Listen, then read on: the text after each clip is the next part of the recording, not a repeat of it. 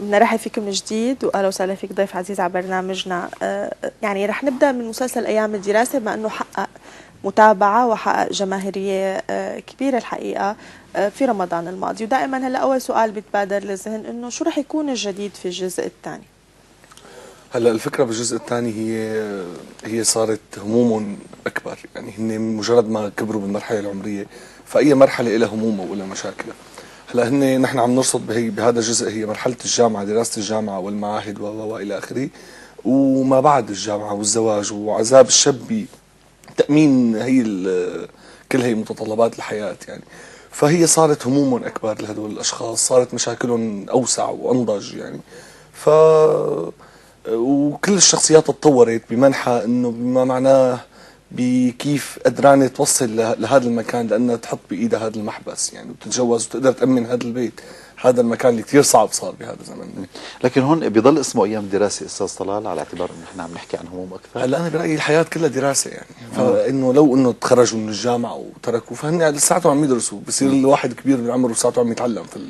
الدراسه ليست بالمراحل الدراسيه هي. رح نشوف وجوه جديده، رح يطرأ تغيير على الكادر الموجود، الممثلين. هلا تغيير الحمد لله، ما صار اي تغيير من الابطال الرئيسيين يعني للعمل، ما صار اي تغيير، لكن في وجوه جديده، في بعض التغييرات بس بسيطه يعني، مو من الرئيسيين، من الادوار الثانيه.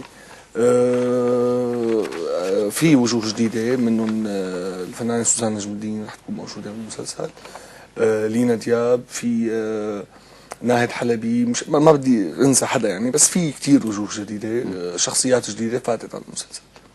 طيب يعني بالرغم من الجماهيرية الكبيرة مثل ما حكينا والمتابعة اللي كتير كانت مهمة للجزء الأول أيام الدراسة، لكن يؤخذ عليه أو كان في آراء لنقاد قالوا أنه هو يعني أساء للجهاز التعليمي. كيف بترد على هي الانتقادات؟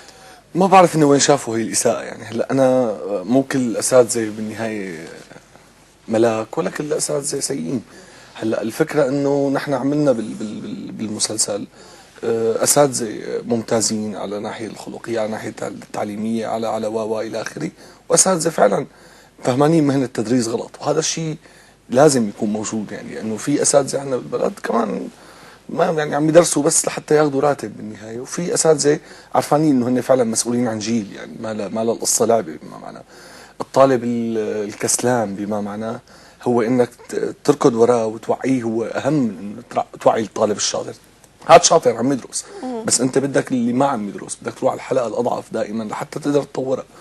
فاذا نحن نقدنا الاساتذه، صرنا خربنا الكادر التدريسي، هذا الشيء لا بالعكس، هذا الشيء لازم هن يطوروا حالهم شوي يعني، حتى دول الاشخاص اللي هن فعلا فهمانين غلط لهي المهنه، او هي مو مهنه انا بعتقدها اسمى يعني من هذا الكلام، يحاولوا شوي يوقفوا شوي يعني، يتطلعوا. تقصدت يكون هذا جزء من رسالتك اللي بدك توصلها عبر المسلسل استاذ طلال، ان كان على صعيد المشاكل الطلابيه، طريقه التعاطي والتعامل ما بيناتهم، او تعاملهم مع الكادر التدريسي؟ هلا شوف، هلا ايام الدراسه هو شوي مبسط يعني، انا ما حبيت اكون فج بطرح الاراء. طبعا لا، الانتقادات كثير كبيره اللي لاقاهم، ما بعرف ليش يعني، انه انتم خربتوا المدارس، انتم صاروا الطلاب، ما بعرف. هلا الرساله اللي كان يقدمها هذا المسلسل هي رساله بسيطه، انه بما معناه هي الصداقه والصحبه واللحمه بين هدول الاشخاص اللي هن دائما مع بعض، اي شيء بيصير على واحد بيصير على الكل. زائد انه شوي فتنا بمواضيع الكادر التدريسي والمدارس اللي عندنا بالبلد، شويه المشاكل اللي بتصير بالمدارس، ومشاكل الطلاب ببيوتها وبمدرستها، واللي بينعكس كلياتها على وجوده بالصف لهذا الشخص، اللي هي مشكلته مع الاسره، مع المحيط، مع الاصدقاء، هي كلها بتنعكس بالنهايه لنوصل لهذا الصف، ليش هو عم يتصرف هيك بهذا الصف. فكانت الرساله بسيطه نوعا ما، مسلسل هيك لايت خفيف يعني، مهمته التسليه. طبعا بركان قام عليه لهذا المسلسل، لكن الحمد لله انا برايي لما نمشي بالشارع والعالم بتهلل له للمسلسل، بالنهايه هدول الناس هن الاهم، لانه انت عم تقدم هي الماده لهدول الناس مو لحدا. يعني يمكن النقطة اللي تناولها وصار الحديث عنها بذكرنا بمدرسة المشاغبين، هي المسرحية الكبيرة اللي عملت هي الضجة من وقت اللي يعني كان وجدت فعلا هي المسرحية حتى الآن، ويمكن لهلا كل ما بنشوفها بترجعنا نفس الابتسامة كأننا عم نشوفها لأول مرة، لأنه فعلا بتمس حياة حلوة وفترة زمنية ما لا تنسى، هي فترة الدراسة. على كل رح نرجع مع بعض نشوف هذا الفوتو مونتاج، هو مشاهد من الجزء الثاني من أيام الدراسة ونرجع. بسام بالسجن. شو؟ إذا ما طلعت من هون بضيع مستقبلي. العبر شرف لعندي لهون ولا بدي عد للعشرة بتكون مزروع عندي زرعة. عزمك على الميدان، أنا بدي إياك تلمسكي النخاع هيك بعصرية عصر. ايش قالوا لك عني قطة؟ طبعا قطة، لو مالك قطة أنا بحبك. تميت وراها لتجوزتها. وليش طلقتوا؟ لقطة مع واحد. اي والله بحبها لو كان عمرها 70. دكتورة ريتا ما عم تروح بالمحل. يابا بالسجن مصاريف، بعدين اب غيرك كان وكلني محامي. مو انت بتعلمني العيب لك عمي. لحام ومعلم كمان. المحروس ابنك رافع علي دعوة بده حصته من الورثة، هو معه ملايين وأنا ما في ليرة بجيبتي. انت الدلال الزايد نزعك. أنا ما رح أسحب الدعوة، مكاتب العقارية بتجيب مصاري. لابسة بنطلون زهري، كنزة حفر بيضة.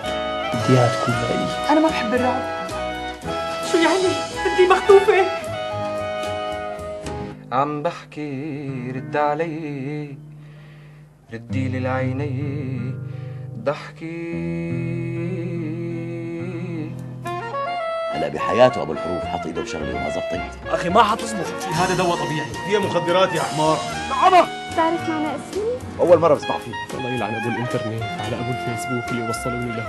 يا ابو مجد يا ابو طيب يا مطاهر، والثلاثه بيجيبوا مصاري، السياره مو للبيع. لا كرامتها فوق. ابوك بيقدرش يقلعني بالشغل. يعني شايفتيني كثير مبسوط بقعدتي بالبيت؟ 5 دقايق ما بتقدر تحاكيني؟ باب رزق هون. يا الله ما بشع الدنيا بلا. آخر بسط. بدك تضربي انت وهالعيشة وهالبيت. بس ما بدنا نطول بالسهرة، أنا بكرة عندي دوام في المدرسة. أنا مستعدة أنزل على ضرك. أنا حبيتك. مشروع نجم النهار.